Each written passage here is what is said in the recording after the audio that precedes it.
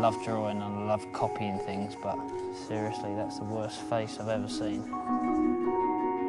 I think it's shocking, but it's not going to get much better than that. Do you ever visualise you winning or anything in your head? You know? Always. I always dreamt of winning the World Cup, but it's not happened yet. Still look back to '98.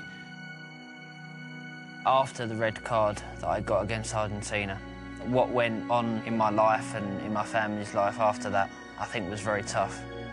It was probably the toughest moment in my career. I was having death threats. I never felt safe for 3.5 years. People used to turn around and they're saying that you've let your country down and you've let your family down, so how does that feel? I don't think I'd ever felt as alone as that as a person and as a footballer. It can knock a person down so much that they just go under. Outside pubs in London, there was effigies hung of me, and this was on the front of the newspaper.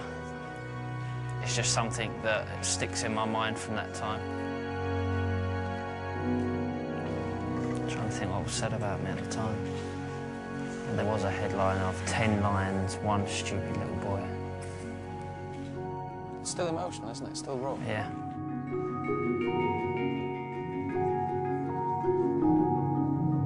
This is a saying that I use all the time, and it's true. It is a round world.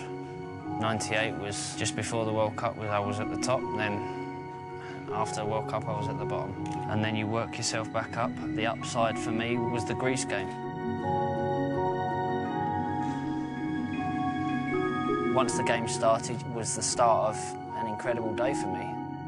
It was either going to the World Cup that day, or it was going into qualifying games, which none of us wanted to do because the expectations of us. I remember Teddy Sheringham getting a free kick on the edge of the box, and I remember putting the ball down, and I remember looking up at the clock and thinking, this is it, you know, this is the only chance I'm going to get now. The only thing I could hear was the man and his drum around about here, I think. And then I stepped back, took the deep breaths, run up, and as soon as it left my foot, I knew it was in. It was the loudest I think I've ever heard the fans. It was such a huge moment for everyone. I remember just running off and being that excited, just jumping up in the air. You know, I could have touched the top of the stadium if I wanted to because I felt that high.